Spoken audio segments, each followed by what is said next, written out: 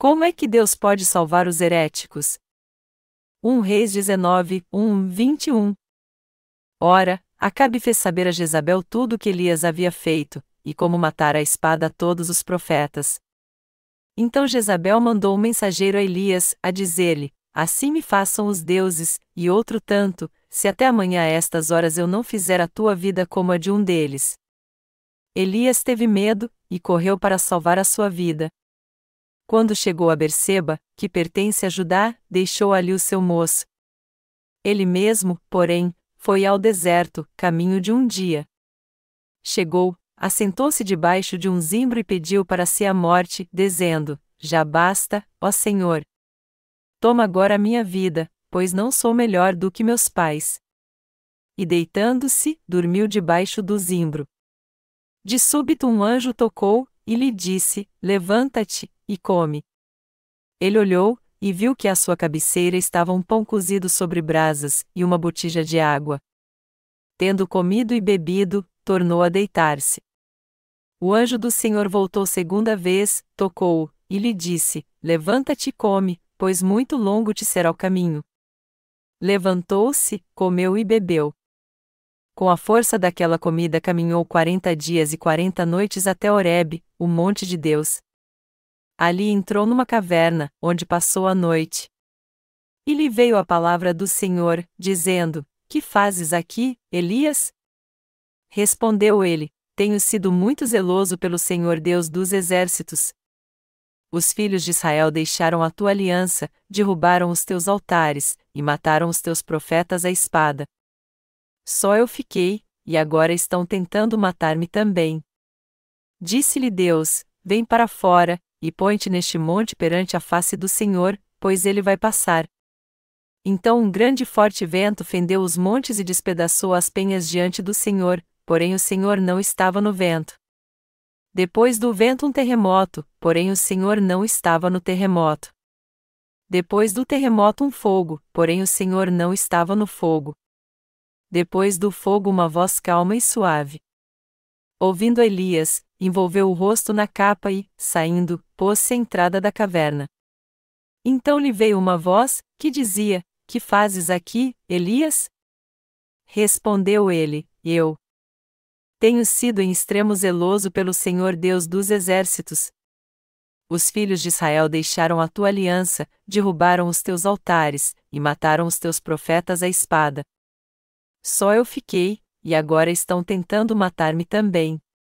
Disse-lhe o Senhor: Vai, volta pelo teu caminho para o deserto de Damasco. Quando lá chegares, unge Azael rei sobre a Síria. E a Jeú, filho de Ninsi, ungirás rei de Israel, bem como a Eliseu, filho de Safate de Abel-Melá, ungirás profeta em teu lugar. Quem escapar da espada de Azael, Jeú matará, e quem escapar da espada de Jeú, Eliseu matará.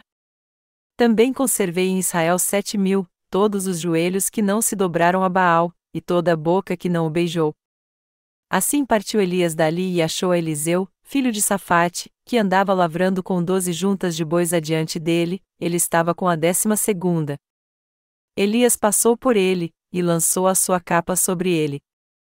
Então deixou Eliseu os bois, correu após Elias, e disse: Deixa-me beijar a meu pai e a minha mãe, e então te seguirei. Respondeu-lhe Elias: Vai, volta, o que te fiz eu? Assim Eliseu o deixou e voltou. Tomou a junta de bois, e os matou. Com os aparelhos dos bois cozeu a carne, e a deu ao povo, e comeram. Então se levantou e seguiu a Elias, e o servia.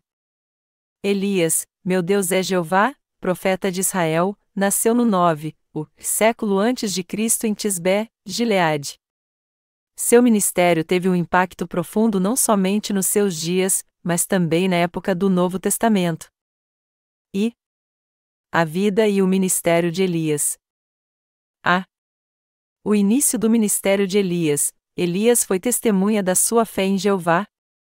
No início do reinado do rei Acabe, quando Elias começou de fato seu ministério, todos adoravam a Baal por causa da influência da rainha Jezabel, 1 Reis 16, 29 e 33. Elias então disse ao rei Acabe que Israel sofreria com uma seca terrível, Reis 17h01. Isso demonstrou a vontade de Deus de que o povo de Israel voltasse para ele, entendendo que Baal, o Deus da prosperidade e da chuva, era um Deus inútil. Depois de profetizar essa seca, Elias se escondeu junto a um ribeiro e ali foi alimentado pelo que os corvos lhe traziam. Esta seca durou 3 anos e 6 meses, Reis 18h01. E quando o ribeiro secou, Deus mandou Elias ir a Zarifate. Em Zarifate Elias fez 2 milagres, um deles foi aumentar a farinha da panela e o azeite da botija, e o outro foi ressuscitar o filho de uma viúva, Reis 17, 7-24. Quando o reino do norte Israel estava sofrendo por estar passando por um longo período de fome, Elias procurou Obadias, o oficial responsável pela casa do rei Acabe, e disse a ele para avisar o rei que ele estava ali. Elias então propôs ao rei Acabe um desafio entre ele e os 850 profetas de Baal e de Astarote diante do povo de Israel, para provarem quem era o verdadeiro Deus. O rei Acabe aceitou sua proposta. Elias disse aos profetas de Baal então, que eram inimigos de Deus, para orar ao seu Deus primeiro. Porém, suas orações foram em vão. O ídolo Baal em que eles criam não pôde atender seu pedido, pois este ídolo não passava de uma ilusão criada pela mente humana. Então chegou a vez de Elias e ele orou ao Deus que ele cria, Jeová, pedindo a ele que enviasse fogo do céu, consumisse o sacrifício e a madeira sobre o altar, assim como a água que havia sido derramada sobre ele, Reis 18, 20-38. Deus então respondeu sua oração com fogo e poder. Quando isso aconteceu, o povo de Israel despertou do seu profundo sono espiritual e se voltou para Jeová. Elias ordenou então que o povo levasse para o ribeiro de Quizon todos os profetas de Baal e os matasse ali, Reis 18, 39-40. E já que os idólatras haviam sido destruídos, Elias disse ao rei Acabe que voltaria a chover e orou 7 vezes fervorosamente para que Deus enviasse a chuva. Quando veio finalmente a chuva, Elias correu cheio de alegria do Monte Carmelo ao palácio do rei Acabe, cerca de 27 quilômetros, e alcançou o carro de Acabe. B. O final do ministério de Elias. Depois de saber que todos os profetas de Baal e Astarote haviam sido mortos no Monte Carmelo, Jezabel ficou furiosa e ameaçou matar Elias, Reis 19, 2-3. Com medo de ser morto por Jezabel, Elias fugiu para o sul e pediu a Deus que tirasse sua vida, Reis 19, 3-4. Contudo, um anjo levou comida para Elias e, fortalecido com este alimento, ele caminhou sem parar até o Monte Horebe, onde Moisés havia recebido a lei séculos antes, Reis 19, 5-8. Dentro de uma caverna em Horebe, Elias reclamou com Jeová do descaso e da indiferença dos israelitas, e falou para Deus que sua vida está sendo ameaçada, Reis 19, 9-10. Depois disso, uma voz suave fez com que Elias sentisse a presença de Jeová, Reis 19, 11-13. Nessa voz suave, Jeová confiou 3 tarefas a Elias. Uma era ungir Azael como rei da Síria, a outra era ungir Jeú como rei de Israel, o reino do norte, e por fim ungir Eliseu como profeta de Deus, Reis 19, 15-16. Assim que Elias desceu do monte, ele ungiu Eliseu como profeta, Reis 19, 20-21. Mas as outras tarefas ele cumpriu mais tarde através de Eliseu, 2 Reis 8, 7, 15, 9, 1-10. Segunda, a importância do ministério de Elias. A. No Antigo Testamento, Elias, um dos grandes profetas do Antigo Testamento, atuava mais em Israel, o reino do norte, tentando despertar seu povo para que eles entendessem que só Jeová era o verdadeiro Deus, e também para restaurar sua fé a fim de que eles louvassem e adorassem somente a este Deus. O profeta Malaquias falou do ministério do Elias espiritual nos últimos dias, e o próprio Jesus testificou que este Elias era João Batista. Considerando isso então, todos nós temos que lembrar que seu ministério foi algo indispensável à obra da salvação. O profeta Malaquias falou da função de Elias nos últimos dias.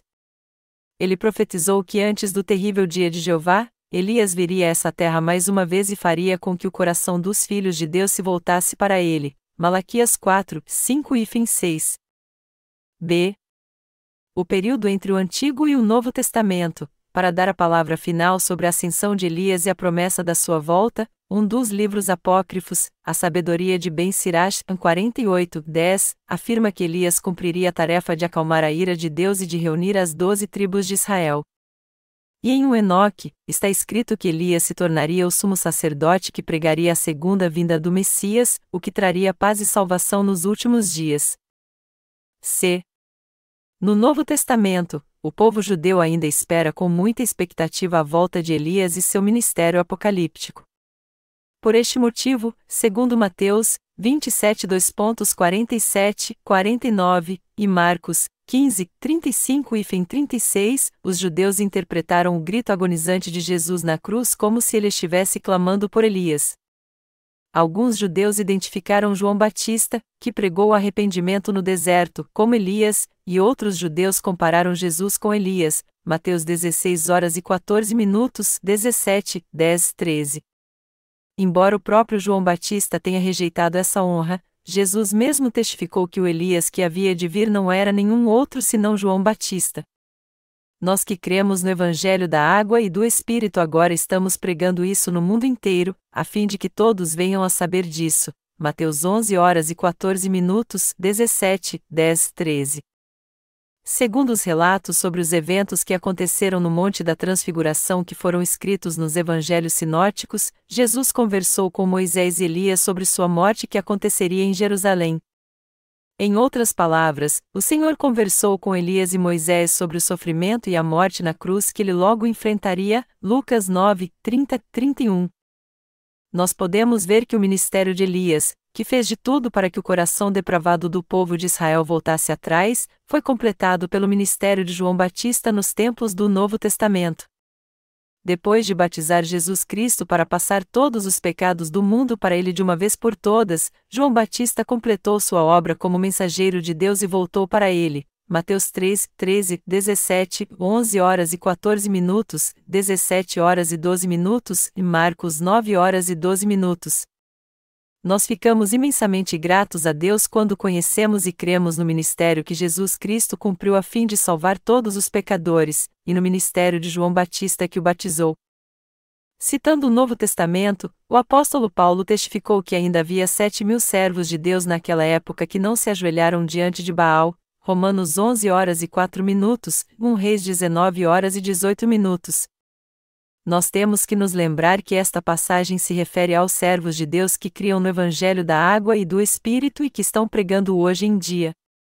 Tanto o Antigo quanto o Novo Testamento dão testemunho que João Batista cumpriu o mesmo ministério de Elias. A verdade sobre o batismo que Jesus recebeu de João Batista é que ele completou a salvação ao cumprir a justiça de Deus. E a verdade do Evangelho da Água e do Espírito está sendo cumprida no coração das pessoas agora por meio dos servos de Deus.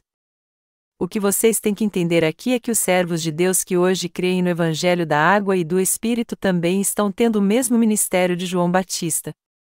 Podemos até pensar que teria sido muito mais glorioso se Elias não fugisse e tivesse sido martirizado quando Jezabel, esposa do rei Acabe, tentou matá-lo depois que ele destruiu os 850 profetas que serviam a Baal e Astarore. Mas isso, todavia, não é um pensamento espiritual que venha de Deus, mas nosso próprio pensamento carnal. Mesmo Deus sabendo da fraqueza e das imperfeições de Elias, ainda assim ele se agradou dele como seu servo. Diferentemente do nosso pensamento carnal, Deus usar Elias nessa terra por mais tempo. Ao usar Elias no Antigo Testamento e João Batista no Novo Testamento, Deus cumpriu sua vontade por meio do seu grande plano a fim de trazer de volta para si o povo de Israel e toda a raça humana. Jesus testificou de João Batista em Mateus capítulo 11, dizendo: "Ele é o Elias que havia de vir." A Bíblia diz que Elias foi o último servo de Deus nos dias do Antigo Testamento, e que ele fez as pessoas voltar para os braços de Deus. Portanto, foi por causa de João Batista que agora, nos dias do Novo Testamento, um novo caminho foi aberto para que os crentes no Evangelho da Água e do Espírito pudessem retornar para Jesus Cristo e receber a remissão dos seus pecados. Nos dias do Novo Testamento, João Batista cumpriu sozinho o mesmo ministério que Elias tinha no Antigo Testamento. já que Elias ministrou ao povo de Israel para que eles voltassem para Deus nos dias do Antigo Testamento, João Batista então tinha que ministrar a toda a raça humana nos dias do Novo Testamento para que ela também voltasse para Deus e fosse salva. Como representante da humanidade que fez com que toda a raça humana voltasse para Jesus Cristo, João Batista passou todos os pecados do mundo para ele através do batismo, fazendo assim com que os que nele creem sejam gratos e deem glória a Deus. Em outras palavras, João Batista foi um servo de Deus indispensável para que todos os cristãos entendessem a relação entre a verdade do Evangelho da água e do Espírito e o batismo que ele ministrou em Jesus. O batismo ministrado em Jesus por João Batista no Rio Jordão foi algo crucial para que todos os pecados fossem passados para ele de uma vez por todas. Um evento marcante aconteceu no Rio Jordão, em outras palavras, onde Jesus aceitou todos os pecados do homem de uma vez por todas ao ser batizado por João Batista. Foi por isso que Jesus foi crucificado, derramou o seu sangue até a morte na cruz e ressuscitou ao terceiro dia. E foi por isso que daí por diante todo aquele que come a carne de Jesus e bebe seu sangue pela fé pode ser salvo de todos os seus pecados para sempre. Foi assim que Jesus pôde salvar toda a raça humana através do Evangelho da água e do Espírito. Ao batizar Jesus Cristo, João Batista cumpriu o ministério de passar todos os pecados do mundo de uma vez por todas para ele. O batismo que João Batista ministrou em Jesus cumpriu o plano da salvação de Deus para o homem. Por Deus ter amado o povo espiritual de Israel, que isto é, aqueles que o procuraram, que ter tido misericórdia deles, ele esperou que eles voltassem para os seus braços para sempre. Da mesma maneira, nos dias do Novo Testamento, a vontade de Deus foi que todos crescem no Evangelho da água e do Espírito para que não tivessem mais pecado e assim não fossem condenados. Ao invés de vivermos em confusão, Deus quis que crescêssemos no Evangelho da água e do Espírito e tivéssemos uma vida justa e fiel. Deus não queria que ninguém fosse amaldiçoado por causa dos seus pecados. E foi por isso que ele concedeu grandes bênçãos a todos neste mundo. Já que a nação de Israel se tornou idólatra nos dias do rei Salomão, seu sofrimento e maldição eram mais do que justos. Mesmo assim, Deus sempre enviou seus servos para admoestá-los a voltar para os seus braços, a fim de que ele pudesse vesti-los com seu amor e dar-lhes a salvação. Falando francamente, os israelitas eram um povo escolhido que deveria receber as bênçãos de Deus ao invés de maldição, mas por eles não terem crido nas palavras dos seus servos, eles sofreram aprisionados por Satanás. Foi por isso que os servos de Deus clamaram a eles: deixem seus ídolos e voltem para Deus. Assim vocês receberão a vida eterna. Elias foi o amado servo de Deus que enfrentou sozinho 850 profetas pagãos que serviam aos ídolos de Baal e Astarote, e mostrou quem era o verdadeiro Deus. Depois de enfrentar essa guerra espiritual, Elias precisou descansar. Mas Elias ouviu então as palavras ameaçadoras de Jezabel: a esta hora amanhã eu vou tirar sua vida. E Elias ficou com medo depois de ouvir isso. Depois de lutar numa grande batalha, tudo o que ele queria era descanso para o seu corpo cansado, mas após receber essa ameaça, ele confiou seu corpo e seu coração a Deus. Ele orou assim debaixo de um zimbro: Senhor, eu prefiro que tu tires a minha vida a me deixar ser morto por Jezabel. Deus então enviou um anjo com pão e água para Elias, e já que ele não aguentava levantar, o anjo tocou e fez com que ele comesse o pão para recuperar suas forças. Ele então comeu o pão mais uma vez e bebeu a água, e fortalecido por Deus, por 40 dias e 40 noites ele caminhou até o Monte Horebe. Quando ele finalmente chegou a uma caverna no Monte Horebe, ele ouviu ali o mandamento de Deus. Como é que Deus opera? Deus falou a Elias quando ele estava na caverna: o que você está fazendo aqui, Elias? No que ele respondeu: tenho sido muito zeloso pelo Senhor Deus dos exércitos. Os filhos de Israel deixaram a tua aliança, derrubaram os teus altares, e mataram os teus profetas à espada. Só eu fiquei, e agora estão tentando matar-me também. Deus lhe disse então: saia dessa caverna. Então um grande e forte vento fendeu os montes e despedaçou as penhas diante do Senhor, porém o Senhor não estava no vento. Depois do vento um terremoto, porém o Senhor não estava no terremoto. Depois do terremoto um fogo, porém o Senhor não estava no fogo. Depois do fogo, uma voz calma e suave. Nós temos que prestar atenção à frase aqui: depois do fogo, uma voz calma e suave. Ontem à noite eu joguei futebol com meus obreiros em Inge. E o pastor Sang Chan Lee jogou muito bem. Ele se posicionava tão bem na área e marcou facilmente tantos gols que todos os obreiros ficaram comentando como ele joga bem. E enquanto jogávamos, nós ouvimos um barulho estranho algumas vezes, algo estalando. Como descobrimos depois, era o som de raízes se partindo vindo de um grande pinheiro branco coreano que estava para cair. Mas na hora nós não percebemos isso porque estávamos muito concentrados no jogo e correndo atrás da bola no campo todo. De repente, o pinheiro caiu destruindo a cerca do campo e fazendo um barulho enorme. Eu estava longe, mas pude ver que os galhos da árvore se quebraram e atingiram o lugar onde o pastor Lee estava poucos segundos antes quando marcou seu gol. A árvore caiu com tanta força que quebrou a cerca como se ela fosse uma varinha e fez soprar um vento suave. Se o pastor Lee tivesse sido atingido por ela naquela hora, ela teria quebrado todos os ossos do seu corpo. Está escrito no texto bíblico deste capítulo que um vento suave também soprou perto de Elias, mas sem dúvida ele era muito mais forte, já que partiu as rochas e dividiu a montanha. Entretanto, Jeová não estava no vento, e mesmo que depois tenha se seguido um fogo e terremoto, ele não estava no meio de nenhum deles. Mas depois do fogo, houve uma voz calma, suave. Essa voz terra veio até Elias e lhe perguntou: "O que você está fazendo aqui?" Elias respondeu assim: "Tenho sido muito zeloso pelo Senhor Deus dos exércitos. Os filhos de Israel deixaram a tua aliança, derrubaram os teus altares, e mataram os teus profetas à espada. Só eu fiquei, e agora estão tentando matar-me também." 1 Reis 19h14. Deus só perguntou a Elias 2 vezes: "O que você está fazendo aqui?" Então lhe disse: "Vá para Damasco, e quando você chegar lá, unja Hazael rei da Síria e a Jeú, filho de Nissi, rei de Israel." Isso quer dizer que o rei Acabe seria deposto, já que Deus havia dito a Elias para ungir Jeú como rei de Israel, apesar de Acabe ainda estar vivo. Deus também mandou Elias ungir Eliseu, filho de Safate, como seu sucessor. Elias então continuou fazendo a obra de Deus. E depois que Elias foi levado ao céu num carro de fogo, Eliseu sucedeu para fazer a obra de Deus. Todavia, este Elias aparece de novo no Novo Testamento como João Batista.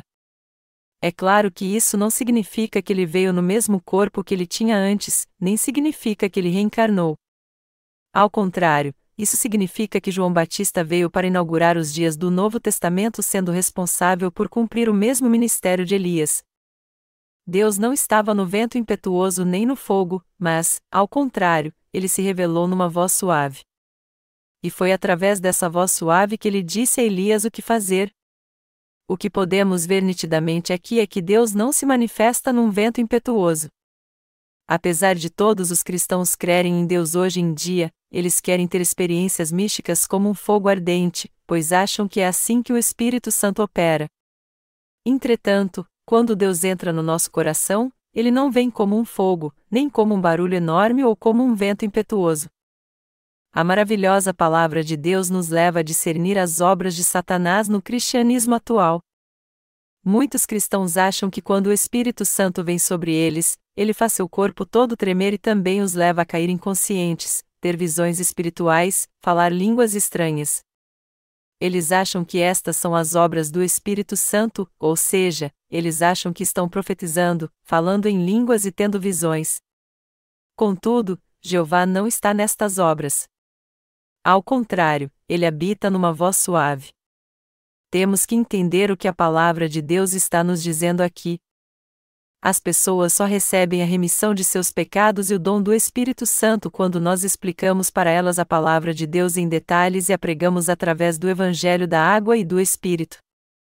Quando pregamos a palavra de Deus em detalhes é que o Espírito Santo vem e opera para apagar os pecados de todos, entra no seu coração e os torna filhos de Deus.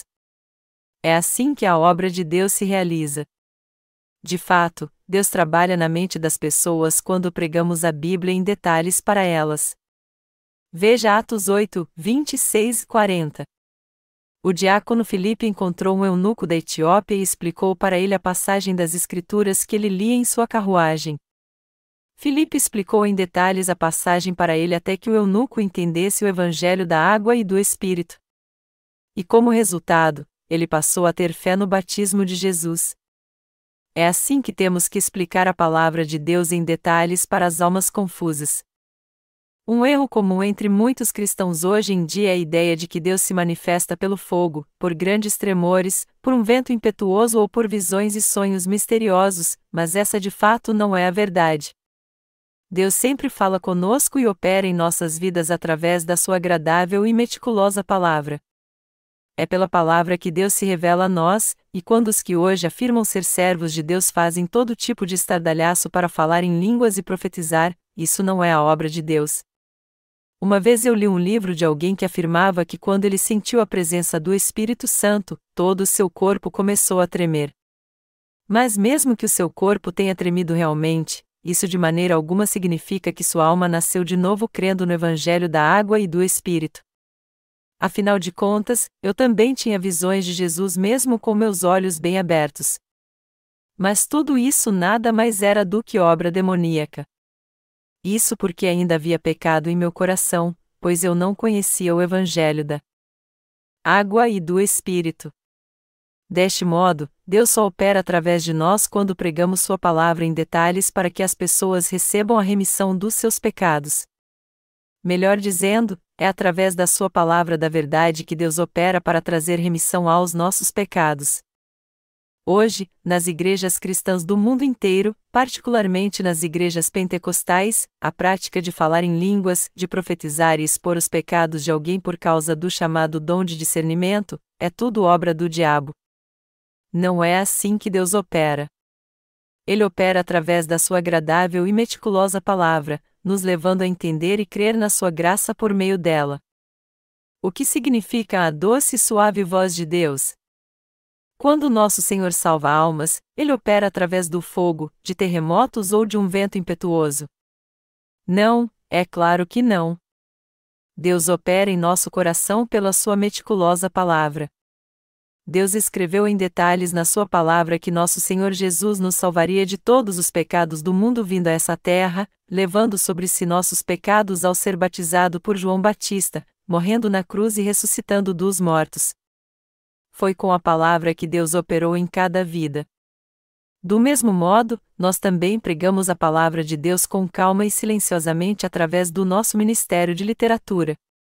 Por isso, muitas pessoas hoje conseguem entender que Deus fala de forma concreta ao seu entendimento, à sua mente e ao seu coração, que Ele os busca de fato através da sua rica palavra, e que Ele opera em sua vida de modo perfeito através da sua palavra que é pura. No que diz respeito à pregação do Evangelho da água e do Espírito a todo mundo hoje em dia, Deus nos instruiu para que a ensinássemos passo a passo através da literatura ou pela boca dos seus servos, a fim de que as pessoas possam entendê-la. Somente quando pregamos o Evangelho com essa riqueza de detalhes é que elas podem ser libertas do laço dos heréticos, receber a remissão dos seus pecados e alcançar a salvação. É assim que Deus opera. Deus cuida dos seus servos, os encoraja a pregar sua poderosa palavra em detalhes e salva do pecado as almas desesperadas através dos seus servos. Deus quer salvar os cristãos do mundo inteiro que estão presos às heresias do pecado. Mas como é que podemos fazer essa obra então? Tudo o que nós temos a fazer é somente pregar a poderosa palavra do Evangelho da água e do Espírito. Deus quer salvar as pessoas do pecado ensinando-as passo a passo o Evangelho da água e do Espírito, baseado em sua palavra. Deus está trabalhando sem parar até agora para a salvação de almas através dos seus servos que creem no Evangelho da água e do Espírito. Leia de novo a passagem bíblica deste capítulo. Deus não guardou e usou Elias. Deus realiza sua obra através dos seus servos. É através dos seus servos que Ele cumpre sua obra. É através dos seus servos que Deus nos fala como é que a história do mundo se desenrolará. O Senhor Deus mandou Elias ungir Azael rei da Síria, Jeú rei de Israel e Eliseu como profeta em seu lugar. Quando um rei era escolhido em Israel nos dias do Antigo Testamento, um chifre com óleo era trazido e este óleo era derramado então na cabeça do novo rei. profetas e sumos sacerdotes também eram ungidos quando consagrados. Cristo no nome Jesus Cristo significa ungido. Portanto, o nome Jesus Cristo significa que o Senhor Jesus é o Salvador cujas funções são as de Rei, Profeta e Sumo Sacerdote. Melhor dizendo, Jesus Cristo recebeu de Deus 3 funções. O nome Jesus significa Salvador, e o nome em Cristo significa que ele recebeu 3 funções de Deus. E é por isso que o nome Jesus Cristo significa que ele é o Salvador que salvou você e a mim dos nossos pecados cumprindo essas 3 funções nessa terra. Nos dias em que Elias exerceu seu ministério, Acabe era o rei do reino do norte, Israel. Mas Deus o depôs do seu trono. Ele disse: mate-o. E deixe os cães lamberem o sangue do seu cadáver. Deixe os pássaros comerem sua carne. E assim como o Senhor o amaldiçoou, Acabe foi flechado no campo de batalha, morreu por causa deste ferimento e os cães lamberam seu sangue. 1 Reis 21h19, 22h38. Tudo porque Acabe andou pelos caminhos de Jeroboão e adorou ídolos perante Deus. O mesmo aconteceu com o corpo de Jezabel. Quando ela caiu da janela, os cães lamberam o seu sangue e os pássaros comeram sua carne. Seu corpo foi totalmente dilacerado e, de acordo com a palavra profética de Deus, os cães comeram o seu cadáver. 1 Reis 21h23. Deus derramou a sua ira sobre eles. Essa mulher Jezabel devia ser uma mulher poderosa, mas foi totalmente amaldiçoada por Deus. Ele também amaldiçoou o rei Jeroboão, o rei Baasa e todos que andaram pelos caminhos de Jeroboão. Deus fez com que os corpos daqueles que seguiram os pecados de Jeroboão fossem dilacerados e comidos pelos cães. O povo de Israel pode ter cometido estes pecados por ignorância, mas os líderes da nação sabiam o que estavam fazendo, foi por isso que Deus não teve misericórdia e matou os líderes que guiaram seu povo à idolatria. Deus ainda trabalha através dos seus servos. Deus trabalha através dos seus servos. Através deles, Deus trabalha para anunciar o Evangelho da água e do Espírito em todo o mundo. Apesar de Deus amar a todos no mundo inteiro, muitos cristãos estão presos de fato às heresias, por mais que eles confessem crer em Deus. Através de quem então Deus faz com que essas pessoas voltem para seus braços? Ele faz essa obra através dos seus obreiros e servos.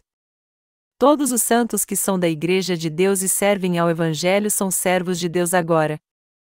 Deste modo, é através dos seus servos que Deus opera, e é através deles que Ele cumpre sua vontade. Por que então Deus trabalha através dos seus servos? Porque eles sabem o que Ele quer realizar e qual é a sua vontade. Em outras palavras, eles são chamados servos de Deus porque obedecem à sua vontade. E Deus acaba trabalhando através destes seus servos porque eles trabalham em obediência à sua vontade. Através de você e eu que somos da Igreja, Deus trabalha para pregar o Evangelho no mundo inteiro. Deus está realizando a obra da salvação em todo o mundo até agora. Com uma voz tranquila e meticulosa, com a palavra do Evangelho da água e do Espírito, Deus está trazendo de volta aos seus braços as pessoas no mundo inteiro. Ele está trabalhando sem parar para que todos voltem para Ele e recebam suas bênçãos. O próprio fato de estarmos engajados no nosso ministério de literatura agora é a prova de que você e eu estamos sendo usados como instrumentos de Deus para fazer sua obra. Deus disse a Elias para ungir Eliseu como profeta em seu lugar. Assim, Elias não foi rejeitado por Deus, mas ao contrário, cumpriu todas as suas tarefas. Mais tarde, Deus o tomou para si num carro de fogo. Como Enoque, Elias foi para junto de Deus sem provar a morte. Este foi um sinal do arrebatamento. Isso nos mostra que quando o Senhor voltar, os que estiverem vivos e nasceram de novo crendo no Evangelho da água e do Espírito serão arrebatados assim. Você e eu estamos pregando agora o Evangelho da água e do Espírito no mundo todo. Mas quantos heréticos há entre os cristãos hoje em dia? No que estes cristãos creem agora?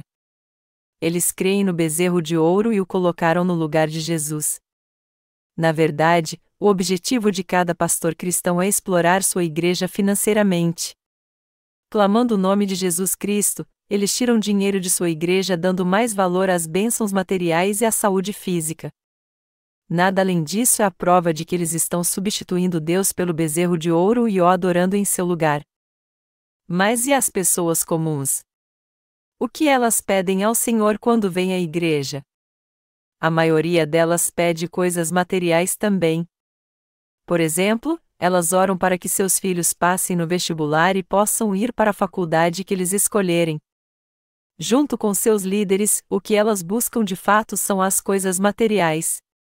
Em outras palavras, ao invés de orarem para que elas e seus filhos sejam completamente remidos dos pecados do seu coração, e para que possam fazer a obra de Deus, elas oram para que seus filhos entrem na faculdade, para que eles fiquem ricos, para que sejam bem-sucedidos nos negócios, para que prosperem materialmente, para que eles possam ser muito influentes neste mundo atual. Estas são as provas de que estes cristãos estão adorando o bezerro de ouro hoje em dia. Jeroboão substituiu Deus pelo bezerro de ouro e o adorou como seu Deus. Se ele tivesse reconhecido Jeová e o adorado como seu Deus, vivido pela fé apesar das suas imperfeições e buscado seguir ao Senhor, Deus então teria feito Israel a nação mais poderosa do mundo e abençoado abundantemente o seu povo. No entanto, Jeroboão provocou a ira de Deus quando o substituiu pelo bezerro de ouro e o adorou. Da mesma forma, o bezerro de ouro hoje se tornou o Deus de todos os crentes e dos líderes cristãos, e é adorado por eles. E só o que eles querem de Deus são bênçãos materiais. Os cristãos hoje estão servindo ao bezerro de ouro como seu Deus, assim como o povo de Israel, e é por isso que Deus está furioso e os destruirá por causa disso. Todos se tornaram heréticos agora. Pastores que adoram ao Deus Mamon levam sua igreja a crer no bezerro de ouro como seu Salvador no lugar de Jesus. Eles creem em Jesus somente como um Deus qualquer, e seu objetivo principal é garantir seu sucesso neste mundo crendo em Jesus. As bênçãos materiais são praticamente tudo o que os cristãos querem de Deus. O bezerro de ouro não é o seu Deus. Como pode um bezerro de ouro ser seu Deus? O bezerro de ouro se tornou seu Deus porque você serve a ele como tal. Na verdade, quando analisamos o que os cristãos estão orando em suas igrejas hoje em dia, vemos que a maioria deles realmente está adorando o bezerro de ouro. Eles colocam todo tipo de pedido no seu envelope de oferta, pedidos de sucesso no seu novo negócio e para seus filhos passarem no vestibular e terem saúde. E quando estes pedidos chegam no púlpito, o pastor faz questão de recolher cada um deles. No fundo, então, eles não creem em Jesus como seu Deus, mas creem no bezerro de ouro, na prosperidade material como seu Deus. Ao invés de adorarem a Deus, eles adoram a Mamon como seu Deus. É por isso que eles se tornaram heréticos. É por isso que todos eles são heréticos. Eu estou escrevendo para divertir os heréticos do nosso tempo. Eu vou dizer a eles porque muitas pessoas nas igrejas cristãs hoje em dia se tornaram heréticos, e por que isso aconteceu. O que eu quero dizer é que não apenas uma parte dos cristãos hoje é herética, mas praticamente todos eles são. Por essa razão, eu digo a todos eles: todos vocês se tornaram heréticos porque estão adorando o bezerro de ouro no lugar de Deus. Mesmo dizendo que creem em Jesus como o seu Salvador, vocês creem nele apenas com palavras. Vocês não inventaram doutrinas cristãs falsas e não estão crendo agora no bezerro de ouro? Vocês creem no bezerro de ouro, mas os seus pecados sumiram? Vocês se tornaram mesmo filhos de Deus? Além de não terem se tornado filhos de Deus, estes cristãos nominais só buscam a prosperidade material, e é por isso que acabaram se tornando heréticos adorando ídolos perante Deus. A fim de salvarmos estes heréticos do pecado de adorar o bezerro de ouro, nós temos que orar por eles e dar testemunho a eles. Independente de como eles reajam, se vão ficar irados comigo ou não, eu vou fazer o que eu tenho que fazer. Temos que testemunhar e explicar para eles porque eles são heréticos. Tudo isso para que possamos salvá-los do pecado de adorar o bezerro de ouro. É por isso que eu estou pregando o Evangelho da água e do Espírito no mundo todo. Se nós somos realmente servos de Deus, devemos então salvar estes cristãos que estão presos às heresias por causa dos seus pecados. O povo de Israel e toda a nação adoravam ídolos. Eles serviam ao bezerro de ouro ao invés de servirem a Jeová. Em Israel, no Reino do Norte, todas as 10 tribos se dobravam diante do bezerro de ouro, queimavam incenso e ofereciam ofertas queimadas a ele. Eles estavam mesmo adorando Jeová como seu único Deus? Como foi que eles puderam servir aos ídolos? Isso tudo aconteceu porque seus olhos não podiam ver a Jeová, mas só o que estava diante dos seus olhos, o bezerro de ouro. Em outras palavras, eles acharam mais fácil adorar o bezerro de ouro, pois seus olhos podiam vê-lo. A mesma coisa está acontecendo com os cristãos de hoje. Eles adoram o bezerro de ouro porque, ao invés de ouvirem o Evangelho e seguirem o Deus invisível, eles dão ouvidos mais àqueles que supostamente ficaram ricos por crer em Jesus, cujos filhos entraram numa boa faculdade, cujos negócios prosperaram. Tudo que eles veem são os irmãos mais antigos que, depois de entrarem para o ministério, foram mais abençoados por Deus e prosperaram de modo espetacular. Deste modo, tudo que muitos cristãos conseguem ver são o bezerro de ouro e o dom de curar. Melhor dizendo, ao invés de seguirem a Deus, eles seguem mais o bezerro de ouro porque este promete trazer-lhes prosperidade visível. Mas o bezerro de ouro não é um ser divino. Ele não é Deus. Mas apesar disso, o cristianismo hoje passou a adorar o bezerro de ouro. Longe de crerem no Evangelho da água e do Espírito, os cristãos de hoje também são escravos do materialismo. Eles estão servindo a Mamon como seu Deus.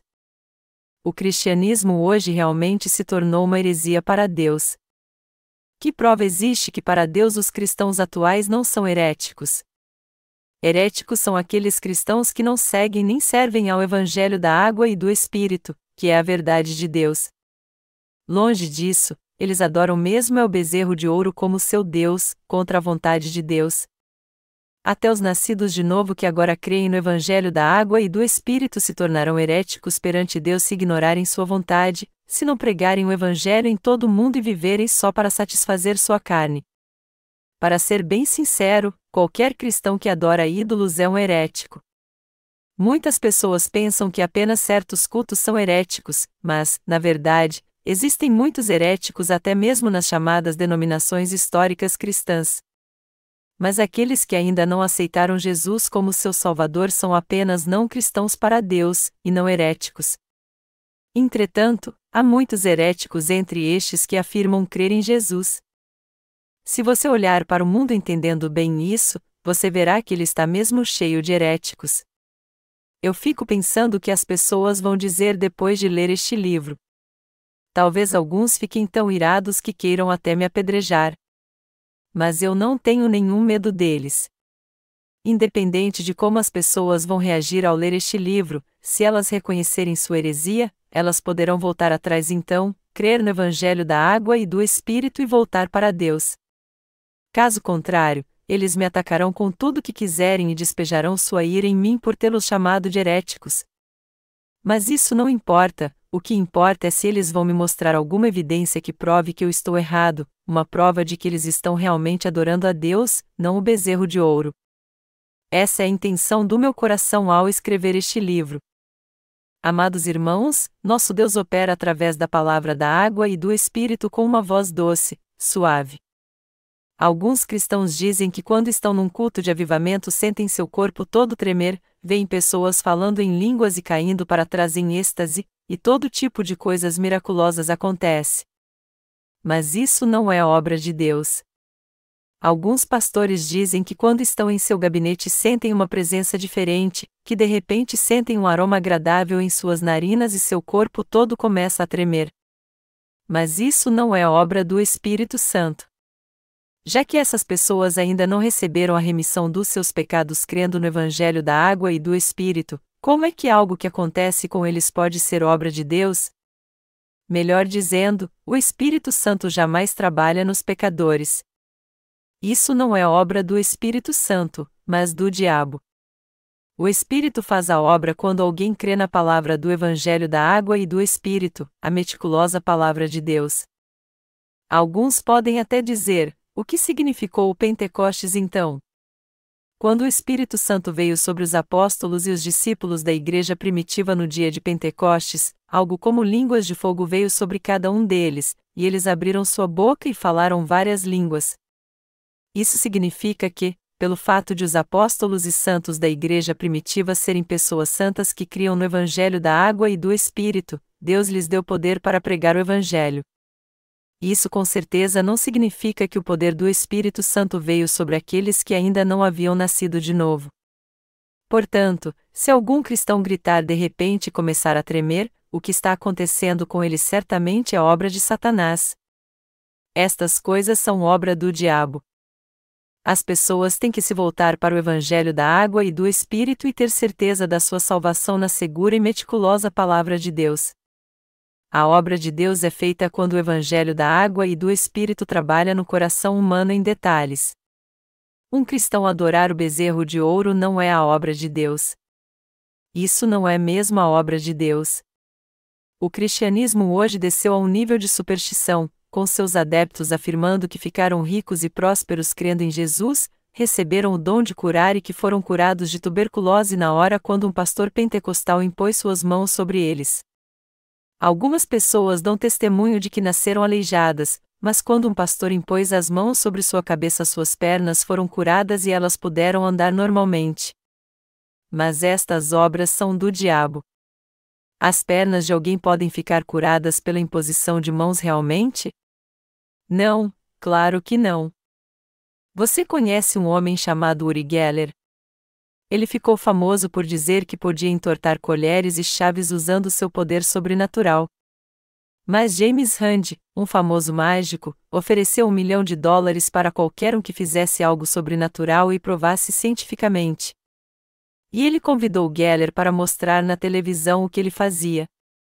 Ao expor os truques de Uri Geller, James Randi ganhou o apelido de caçador de paranormais. Viajando ao redor do mundo, ele criou um evento chamado Desafio Paranormal de $1 milhão, e apesar de inúmeras pessoas terem aceitado o seu desafio, até hoje ninguém passou na primeira fase de testes. A todos que afirmavam possuir poder sobrenatural, ele dizia com toda ousadia: se você tem mesmo poder sobrenatural, mostre na minha frente. Venha a público e demonstre seu poder. Se você tem mesmo poder sobrenatural, eu vou te dar $1 milhão. Eu vou te dar dinheiro suficiente para que você viva confortavelmente o resto da sua vida. Vamos fazer uma aposta então. Vamos ver se você é mesmo paranormal ou uma farsa. Os pastores são bem-vindos também. Alguém pode ser curado mesmo pela imposição de mãos? As pernas de um aleijado de fato esticam?